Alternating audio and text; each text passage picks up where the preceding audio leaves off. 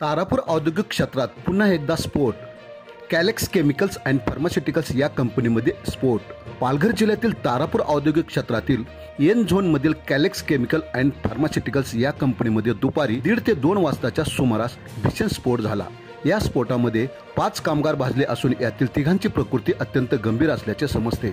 यातील 3 जणांना एमआयडीसीतील तुंगा हॉस्पिटल व इतर किरकोळ जखमींना बोईसर येथील डॉक्टर कुलकर्णी यांच्या पराग हॉस्पिटलमध्ये उपचारार्थ दाखल करण्यात आले आहे. किरकोळ जखमी कामगारांची संख्या अद्याप समजू शकली नाही, परंतु समोर आलेल्या माहितीनुसार जवळपास 13 ते 15 कामगार किरकोळ जखमी झाल्याचे समजते.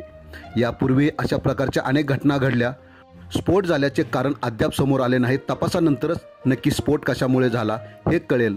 मात्र सुरक्षेच्या नावाखाली अद्याप निष्काळजीपणाच समोर येत आहे. आपण पाहत रहा निर्भीड समाचार.